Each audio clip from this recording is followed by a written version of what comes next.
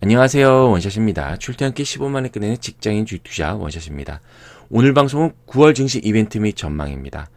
이 방송은 월간 시황 방송입니다. 제가 주간 시황 방송은 주간 증시 체크로 매주 해드리죠. 이거는 한 달에 한 번 그 달이 시작되기 전이나 시작하자마자 제가 그 달에 중요한 이벤트들을 점검해 보면서 그 달의 대응 전략, 핵심 업종, 뭐 이런 걸 제가 설명해 드리는 그런 시황 방송입니다. 월간 시황 방송입니다. 그래서 이번 달에 역시 9월 달의 핵심 업종과 그에 따른 대응 전략에 대해서 공개해 드리도록 하겠습니다. 이제 출발합니다. 자, 상반기 한국 증시가 상승한 배경은 무엇이냐? 계속 보여드리고 있죠. 한국은 GDP에서 수출이 차지하는 비중이 몇 프로? 40%다. 그래서 수출이 잘 돼야 기업의 이익이 줄고 좋다. 그래서 보면 16년 말부터 수출이 증가해서 우리 증시도 가게 됐다. 요 얘기를 드리는 거고, 결론은 수출이 증가해야 증시가 상승한다. 왜냐? 외국인이 그러니까 사니까. 그죠? 그래서 한번 8월 수출 평양 동향을 이제 9월 1일에 발표된다. 한번 보시죠. 뭐 역시 좋습니다. 특히 이제 11년 12월 이후 68개월 만에 처음으로 10개월 연속 수출이 증가했습니다. 두 자릿수 증가된 거죠. 그리고 한번 이 표를 한번 보시는데, 최근 아쉽게도 이제 수출이 계속 파란색이 수출 증감률이죠. 근데 이거 보시면 4월에 23.8%를 찍었다가 지금은 17.4% 떨어졌어요. 결국 수출 증가율이 둔화됐다. 그래서 외국인의 뭐 우연의 일치는 모르겠지만 이렇게 되면 기업의 이익도 좀 줄어들겠죠. 그러다 보니까 외국인의 매수도 좀 줄어들고 증시가 이제 조정이 시작됐다. 이렇게 보시면 될 것 같아요. 그러니까 이제 내용을 보시면 역시 반도체가 사상 최대다. 우리의 주도 업종이죠. 저희, 그쵸? 그리고 반도체, 석유, 자동차, 석유와 컴퓨터, 뭐 철강 이런 순으로 됐다. 이렇게 말씀드릴게요. 특히 이제 석유 제품, 정유죠. 정유, SK 이노베이션, 뭐 SOL 이런 거. 네. 더구나 합의로 해서 더 좋고요. 석유화학도 지금 뭐 에틸렌 급값이란 말이 있고, 계속 저희 8월에 제가 계속 이따 보여드리겠지만 소지업종 관심 가져야 된다고 말씀드렸죠. 그 다음에 철강은 이제 중국 구조조정 때문에 많이 좋고. 그리고 보시면 이제 잘 보셔야 되는 게 OLED랑 SSD가 사상 최대 실적이다. OLED. 여기서 OLED는 모바일 OLED죠. 더 자세히 보셔야 될 게 수출 단가가 지속적으로 올라가고 있다. 요 두 개가 다.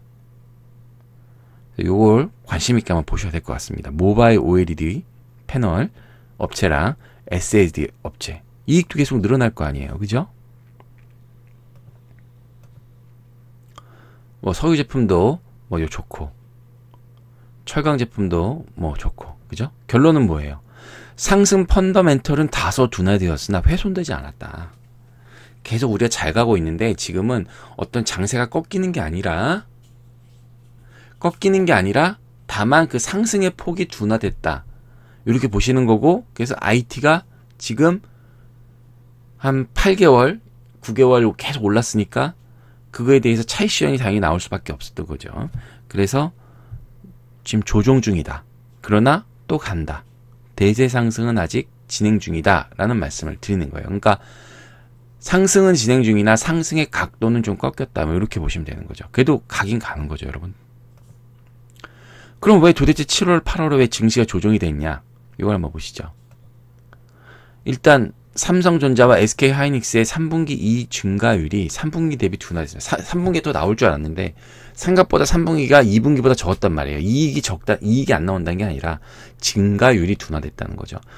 주식은 미래의 가치를 땡겼으니까 예상보다 3분기가 약간 낮아졌던 거예요. 그러니까 조정이 좀 오는 겁니다. IT 업종이.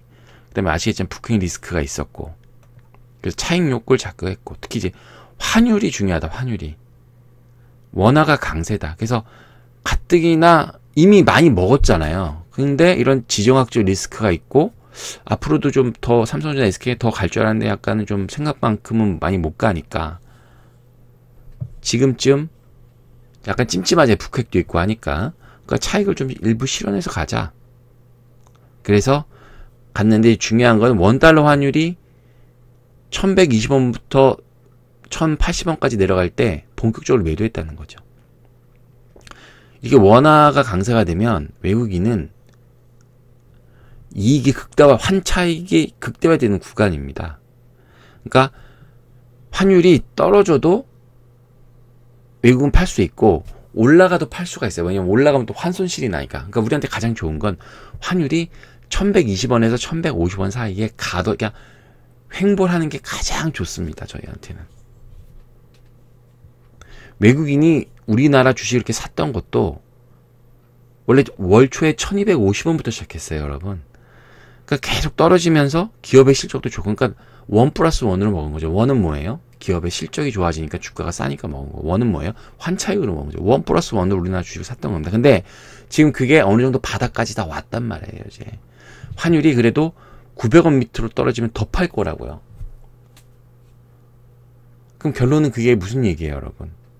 우리나라 제가 계속 말씀드렸지만 증시를 상승시켰던 건 누구죠? 외국인이죠. 외국인이 예전처럼 적극적으로 해서 안 사는 겁니다. 그렇기 때문에 증시가 연말 좀 이따 말씀드리겠지만 폭발적으로 다이내믹하게 뭐 2400, 2700 뭐 이렇게 못 간다는 거예요. 확률적으로. 일단 증시 조정은 뭐 요 정도로 좀 말씀드릴게요. 그리고 이제 정부 정책, 이제 울고 싶은데 뺨 맞은 교육, 울고 있는데 뺨 맞은 교육이죠.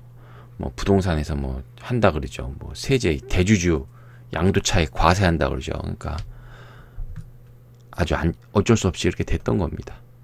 그래서 수익률 현황을 한번 보시면, 이거 보시면 이제 왼쪽이 상위 업종이고 오른쪽이 하위 업종이에요. 그래서 수익률 보시면 7월 24일부터 현재까지가 있고 연초부터 7월 24일까지가 있는데 7월 24일부터 현재 가장 많이 오른 건 비철금속. 제가 계속 8월 달에 말씀드렸죠. 소재 업종. 근데 이제 비철금속이 가장 높아요. 연초부터 7월 24일까지 마이너스 3.7%였는데 지금 10.6%가 수익이면 7월 24일부터 연초부터 지금까지 엄청 많이 오른 거죠. 상대적으로. 화학도 그렇고. 화학은 좀 상승의 폭이 적었죠. 전자업, 그 다음에 전자부품은 이제 표시를 안 하는데 연초부터 7월 24일까지 55.9%였는데 7월 24일부터 현재까지 5.7%뿐이 수익이 안 났어요. 그러니까 상대적으로 주가는 부진했겠죠. 의료기기도 마이너스에서 플러스로 전환이 됐고요. 저 제약바이오 계속 말씀드렸죠. 이제 하이업종 보시죠. 하이업종은 연초부터 7월 24일 보시면 거의 뭐 43%, 19%, 항공은 43%였네. 근데 지금 7월 24일부터 현재까지 뭐예요? 건설 마이너스 12%, 조선 마이너스 11%, 항공 마이너스 10%, 건자재 마이너스 뭐 9.8%, 증권 9.1%, 방위산업. 그러니까 지금 이런 업종을 사시면 돼요? 안 돼요? 안 되죠. 안 좋잖아요, 당장.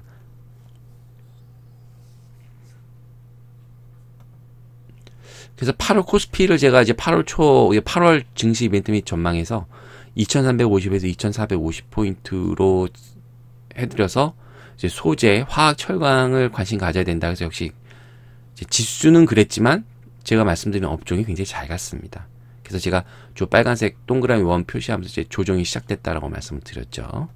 코스닥도 630에서 700포인트. 그래서 제이노믹스 5차 산업, 5G, 4차 산업, 도시재생 말씀드렸고요. 크게 여기서 이 안에 다 들어왔습니다. 자, 이제 본격적으로 9월 코스피 전망을 해드리도록 하겠습니다. 자, 제가 항상 수급 현황을 항상 보여드리죠. 1월에서 8월까지 코스피 수급 현황을 한번 보시겠습니다. 자, 8월달 보시죠. 지수는 최고점이 2422에서 2334. 등락폭이 88포인트인데 7월이랑 비교했을 때 뭐 큰 차이가 없습니다. 결국 박스권으로 조정을 받은 거고, 이제 중요한 거 외국인이 1.8조를 팔았습니다. 1.8조를 순 매도했습니다. 역대 최대 규모죠, 올해. 그리고 이제 7월 대비 매도가 굉장히 많이 늘었다. 근데 이게 좀, 이것도 8월도 봤을 때, 하반기로 갈수록 좀 줄긴 줄어져. 북핵 리스크도 있고, 뭐, 여러 가지 있어서. 근데 기관은 사는 규모가 더 늘었고, 근데 코스피에서 기관은 크게 의미가 없고, 수급이 이렇다는 거. 그러니까 8월 코스피 지수는 7월 대비 큰 변화가 없으나 외국인은 8월 들어서 올해 최고로 매도했다. 이게 9월에도 계속 되느냐 안 되느냐 한번 보실 것 같은데 한번 좀 더 지켜봐야 될 것 같다. 이런 말씀 드리면서 이제 9월 코스피 전망 한번 말씀드리면 똑같습니다. 2350에서 2450이다. 포인트. 아쉽죠? 그러나 이제 다이나믹하게 가기는 어렵다. 특히 코스피는. 그래서 포인트 지금 3개월 연속 제가 말씀드렸나요? 요 포인트를 예. 그렇게 됐습니다. 대신에 관심 업종은요. IT 반도체 업종입니다. IT 업종도 여러 가지 많지만 그죠? 반도체다. 핸드셋은 아니다. 그런 말씀 드리고요. 반도체도 여러 가지가 있죠. 그죠? 잘 업종을 골라 들어가셔야 되고 8월만큼은 아닙니다만 소재, 화학, 철강을 여전히 말씀드리도록 하겠습니다. 그러나 1등 업종은 IT 반도체다. 이렇게 말씀드릴게요. 음봉이 나왔죠, 역시. 9월 코스닥 전망 한번 말씀드리겠습니다. 코스닥 한번 수급 한번 보시죠. 자, 7월에서 8월에 이제 개인이 별로 안 샀고 개인이 순매수가 9억이네요. 그죠? 지수도 보면 뭐 똑같이 8월과 7월 비교해보면 등락폭이 뭐 거의 대동소이합니다. 근데 이제 중요한 거 포인트는 외국인이 2,765억을 샀다는 거예요. 올해 두 번째로 많이 샀습니다. 그리고 더 중요한 거 기관의 매도 물량이 최소다. 그러니까 외국인이 좀 더 사주고 기관이 덜 파니까 지수는 좀 버텨줬다. 이렇게 말씀드릴 수 있을 것 같아요. 그리고 이제 중요한 거 외국인이 3월부터 이게 보시면 3월부터 어떻게 보면 2월이네요. 2월부터 꾸준히 샀다는 겁니다. 그래서 9월 코스닥 전망 한번 말씀드릴게요. 9월 코스닥 전망은 650에서 690포인트 사이로 예상하고 있습니다. 그래서 700포인트는 넘기 어렵겠다. 특별히 뭐가 없으면. 정책 이슈, 정책 드라이브가 강하게 가지 않는 이상 외국인 수급만으로는 이렇게 될 것 같다. 결국 8월과 큰 차이는 없다. 이렇게 말씀을 드릴게요. 근데 이제 중요한 거 제약 바이오가 관심 최후 선호주고요. 그 다음에 이제 새롭게 말씀드린 게 게임, 모바일 업종입니다. 특히 이제 신작들이 많이 출시되면서 관심을 가져야 되는 업종입니다. 그래서 증시 전망 및 전략에 대해 설명을 드릴게요. 자, 연말까지 그 상반기 같은 외국인의 본격적인 매수는 어려운 상황입니다. 그래서 연말까지 최대 코스피는 2,500, 코스닥은 700포인트를 예상합니다. 근데 재밌는 게 크게 상승할, 크게 하락할 모멘텀도 없습니다. 뭔가 시장을 팍 올려줄 것도 없고 팍 내려줄 것도 없습니다. 근데 이제 잘 보셔야 되는 게 올해 매매할 기간이 얼마 안 남았어요. 뭐 9월은 오케이, 예, 특별한 거 없습니다. 근데 10월은 추석 연휴가 있죠. 한 달에 반이 날아갑니다. 그리고 추석 연휴로 뭐 크게 막 전으로 장이 올라가고 그랬던 적이 별로 없어요. 그리고 11월에는 기관의 북클로징이 있습니다. 기관이 이제 연간의 매매를 종료합니다. 12월 결산을 위해서. 그러니까 기관의 매수세가 점점 줄어들 거예요. 그리고 12월에는 작년부터 대주주 양도 차익 매물이 나옵니다. 근데 대주주 들어가면 이제 해를 넘기면 대주주를 인정받으면 양도 차익이 발생하기 때문에 특히 코스닥한테 안 좋죠. 그래서 이렇게 쫙 따져봤을 때 실질적으로 매매할 수 있는 거 9월, 10월 하반기, 뭐 11월 중순까지. 근데 이제 시간이 뒤로 갈수록 안 좋죠. 그러니까 본격적으로 우리가 매매를 열심히 해야 되는 건 9월이다. 라는 말씀을 드리겠습니다. 사실 올해처럼 이렇게 매매를 많이 한 경우도 드물죠. 보통 1년에 한 4개월 정도만 매매가 가능한데 올해 이렇게 많이 한 건 사실 처음입니다. 내년은 당연히 좀 힘들 것 같고요. 자, 아주 중요한 얘기입니다. 9월 중심부터는요. 상승 업종 내에서도 상승하는 일부 종목만 크게 가는 부익부 빈익빈 장세가 유력합니다. 이게 다르게 말씀드리면 슬리마 장세가 된다. 슬리마. 가는 놈만 간다. 왜? 지금 보시겠지만 매매할 기간이 얼마 안 남았고 연말이 다가오잖아요. 특히 기관들 기관들이 특히 수익률 관리를 해야 되잖아요. 그러니까 이것저것 다 살 수 없고 갈 수 있는 놈만 몇 개 찝어서 쫙 올린다고요. 여러분 이게 주식 하셨던 분 보면 저기 가네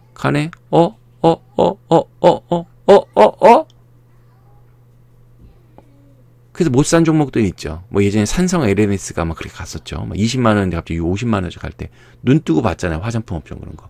그렇게 한 업종 중에서 핵심 업종 중에서 가는 놈이 분명히 나올 겁니다. 여러분 시간이 지나면. 전기차도 지금 뭐 코스모 신소재 이런 거 갔잖아요. 그게 더 갈 수도 있습니다. 안 갈 수도 있지만. 근데 전기차 소재는 좀 빼고 어쨌든 그런 식으로 쭉쭉쭉쭉 일부 업종을 이제 어떤 내재 가치 뭐 이런 거 떠나서 수익률을 이제 게임을 한다는 거죠. 그거를 이제. 그래서 그런 게 분명히 나올 거다. 9월부터.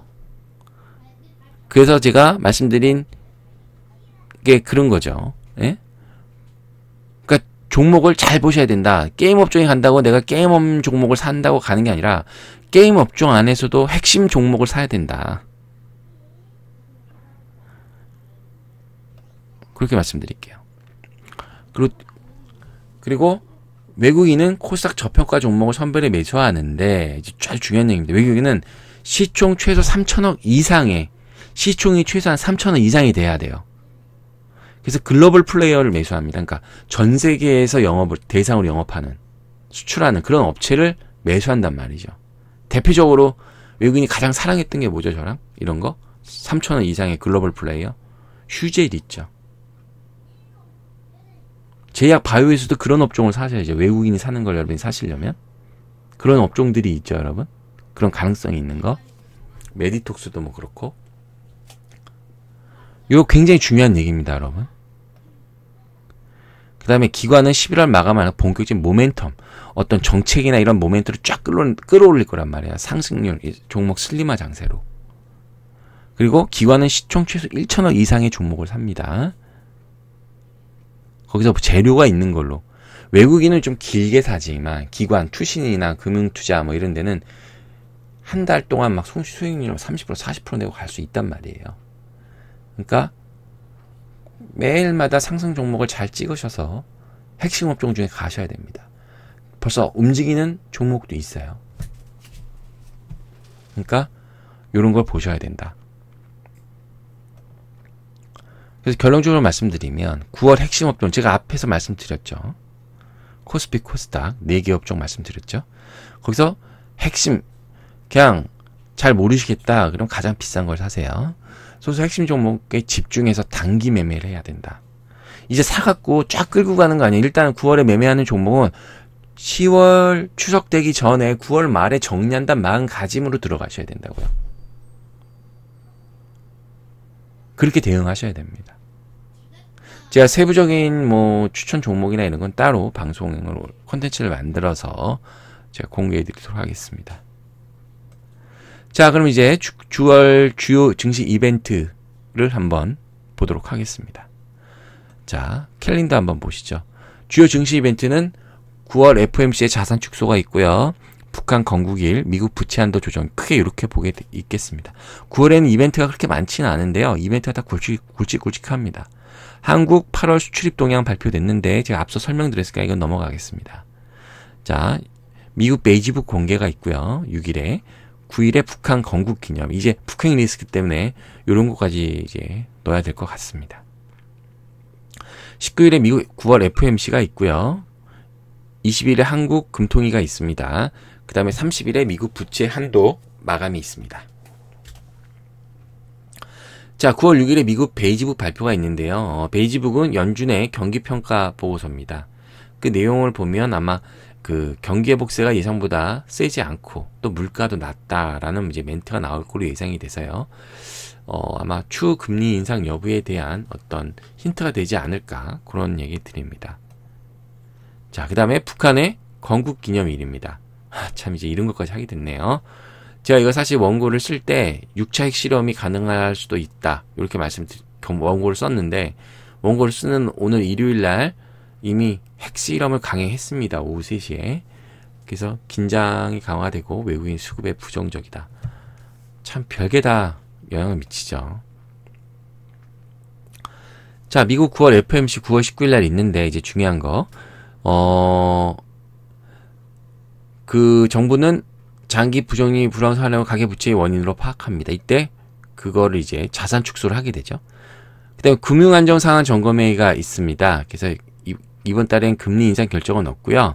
중소기업 대출위험 관리 점검을 예정합니다. 올해 금리 인상은 어려울 듯합니다. 자, 근데 미국의 부채한도 마감, 요거 잠깐 설명을 좀 드려야 될 것 같은데 9월 30일 날 마감인데 9월에 이제 5일에 이제 미국 시간으로 5일에 우리나라 6일에 이제 미국 의회가 개회가 됩니다. 그래서 여러 가지를 하는데 이제 미국의 부채 한도 갖고 이제 상향을 하려고 그래요. 그 트럼프는. 왜냐면 자기가 하는 뭐 여러 가지 사업을 하려고 하기 위해서 뭐 멕시코에 뭐 국경도 건설하고 뭐 이런 거. 근데 그러려면 이제 한도를 좀 늘려야 돼요. 근데 그걸 이제 쉽게 안 해주는 거죠. 그러니까 뭐 연방정부를 폐쇄하겠다 뭐 이런 얘기도 있고, 그래서 이게 되게 난항이 있으면 그게 만약 진짜로 연방정부가 폐쇄되면 글로벌 증시에 충격이 줄 수 있고, 예전에도 한번 그랬었습니다. 그래서 결국에는 되겠죠. 안 되진 않겠지만 이런 부분이 아마 영향을 줄 수 있을 것 같습니다. 자, 9월 7일 방송 안내입니다. 캔들 차트의 비밀 6편, 역막취형 캔들 2편을 제가 원고를 쓰고 있는데 원고가 써질 수도 있을 것 같고 안 될 것 같기도 하고, 그래서 만약 써지면 쓰고, 아니면 핫한 테마 게임 업종, 제가 지금 코스닥 9월의 핵심 업종을 제가 게임 업종 말씀드렸죠. 그래서 그 게임 업종에 대해서 한번 설명을 드려보도록 하겠습니다. 자, 어떻게 잘 보셨나요? 잘 보셨다면 구독 버튼, 좋아요 버튼 꾹 눌러주세요. 저한테 큰 힘이 되니까요. 이상 원샷이었습니다.